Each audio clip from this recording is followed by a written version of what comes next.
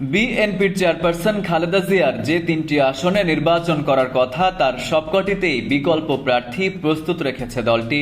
বগুড়া, দিনাজপুর ও ফেনীর তিনটি আসনে তার জন্য মনোনয়নপত্র সংগ্রহ করা হয়েছে। এদিকে নির্বাচন সামনে রেখে এ পর্যন্ত অন্তত 15টি আসনে প্রার্থিতায় রদবদল এনেছে বিএনপি। মাঠ পর্যায়ের জরিপ, অসন্তোষ ও রাজনৈতিক সমীকরণ বিবেচনায় নিয়ে ধানের শীষের বিজয় নিশ্চিত করতে এ পরিবর্তন আনা হয়েছে বলে দলীয় সূত্র নিশ্চিত করেছে। আজ মনোনয়নপত্র জমা দেওয়ার শেষ দিন। খালেদা জিয়া অসুস্থ হয়ে 23 নভেম্বর থেকে রাজধানীর এভারকেয়ার হাসপাতালে চিকিৎসাধীন আছেন। তিনি সংকটময় মুহূর্ত পার করছেন বলে জানিয়েছে বিএনপি। দলের দায়িত্বশীল একটি সূত্র জানিয়েছে, এ অবস্থায় খালেদা জিয়ার 3টি আসনেই বিকল্প প্রার্থী প্রস্তুত রাখা হয়েছে।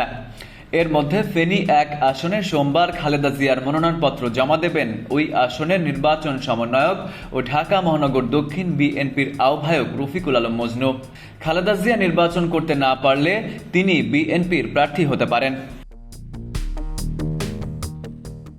খালেদা জিয়ার পক্ষে বগুড়া 7 আসনে উপজেলা বিএনপির সভাপতি ও সাবেক উপজেলা চেয়ারম্যান মোর্শেদ আলম এবং দিনাজপুর 3 আসনে সাবেক পৌর মেয়র সৈয়দ জাহাঙ্গীর আলম মনোনয়নপত্র সংগ্রহ করেছেন। মোর্শেদ আলম ও জাহাঙ্গীর আলম বলেছেন, দলের শীর্ষ পর্যায়ের নেতাদের নির্দেশনায় তারা নিজেদের জন্যও মনোনয়নপত্র সংগ্রহ করেছেন। চূড়ান্ত নির্দেশনা পাওয়ার পর তারা মনোনয়নপত্র জমা দেবেন। তবে কেন খালেদা জিয়ার আসনগুলোতে বিকল্প প্রার্থী রাখা হচ্ছে এ ব্যাপারে কিছুই জানাননি তারা। Farid Ahmed, IBTV USA।